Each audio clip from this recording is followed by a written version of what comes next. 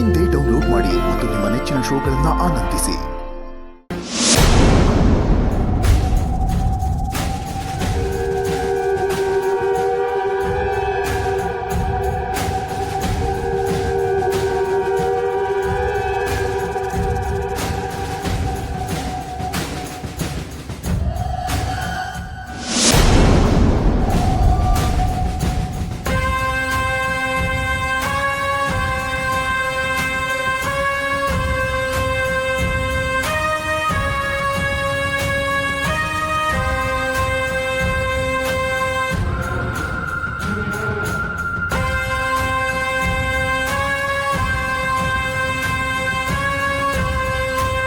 ನಾನಿಷ್ಟು ದಿನ ಏನೇನ್ ಕಳ್ಕೊಂಡ್ನೋ ಅದನ್ನೆಲ್ಲ ಮತ್ತೆ ಪಡಿತೀನಿ.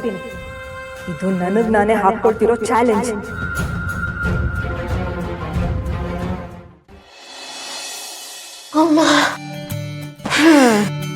ಅಂತೂ ಇಂತೂ ನಿನ್ ಗಂಡ ಮಾಡಿದ ಇಂಟರ್ವ್ಯೂ ಅಲ್ಲಿ ಗೆದ್ದು ಬಂದಾಯ್ತು.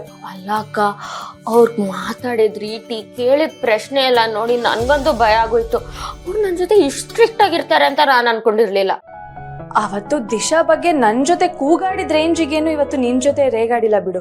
ಸ್ವಲ್ಪ ಸಾಫ್ಟ್ ಆಗಿ ಬಿಹೇವ್ ಮಾಡ್ದ ಅನ್ಸುತ್ತೆ. ಖಂಡಿತ ಇಲ್ಲ ಅಕ್ಕ, ಆ ಮಾಯಂಗನೆ ನೋಡಿದ ತಕ್ಷಣ ನನ್ನ ಹಸ್ಬೆಂಡ್ ಖುಷಿ ಪಡ್ತಾರೆ ಅನ್ಕೊಂಡಿದ್ದೆ.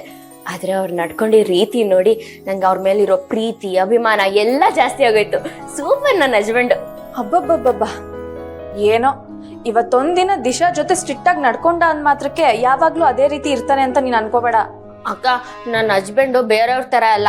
ಆ ಮಾಯಂಗನೇನ ಬೇರೆ ಯಾರಾದ್ರೂ ನೋಡಿದಿದ್ರೆ ಕಣ್ಣು ಬಾಯಿ ಬಿಟ್ಕೊಂಡು ನೋಡ್ತಿದ್ರು. ನೀನ್ ಎಷ್ಟು ಸುಂದರವಾಗಿದ್ಯಾ ಅಂತ ಗೊತ್ತಾಯ್ತಾ?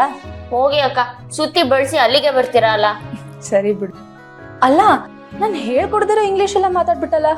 Very good. ಇವೆಂಟ್ ಅಲ್ಲೂ ಅಷ್ಟೇ. ಎಲ್ಲ ನಿಮ್ದೆ.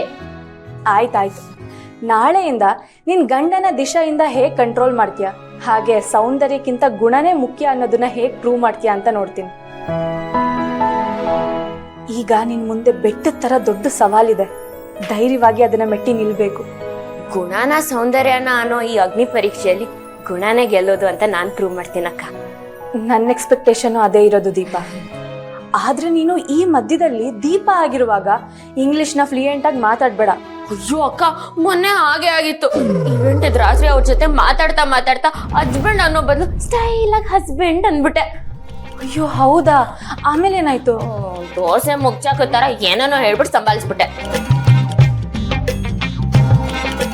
ಒಟ್ನಲ್ಲಿ ಆದಷ್ಟು ಬೇಗ ಈ ಟಾಸ್ಕ್ ಅಲ್ಲಿ ನಿನ್ ಗೆದ್ದು ಬರ್ಲಿ ಅಂತ ನಾನು ವಿಶ್ ಮಾಡ್ತೀನಿ. All the best. ಥ್ಯಾಂಕ್ಸ್ ಅಕ್ಕ.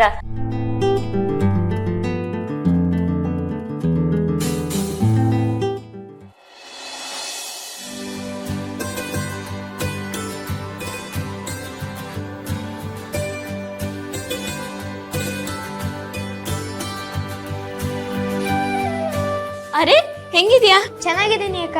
ಸರಿ, ಅವತ್ತು ಹಾಸ್ಟೆಲ್ ಇರೋ ಮಕ್ಳಿಗೆಲ್ಲ ನಾವು ಬಟ್ಟೆ ಕೊಡ್ತೀವಿ ಅಂತ ಹೇಳಿದ್ದಲ್ವಾ, ಅದಕ್ಕೆ ಅಳತೆ ತಗೋಬೇಕು. ನಂಗೆ ಸಹಾಯ ಮಾಡ್ತೀಯಾ? ಎಲ್ಲ ಮಕ್ಳನ್ನು ಕರಿ. ಬಂದ್ರು ಅಕ್ಕ, ಬಟ್ಟೆ ಕೊಡಿಸ್ತಾರಂತೆ. ಬನ್ನಿ. ಹಾ, ಬನ್ನಿ.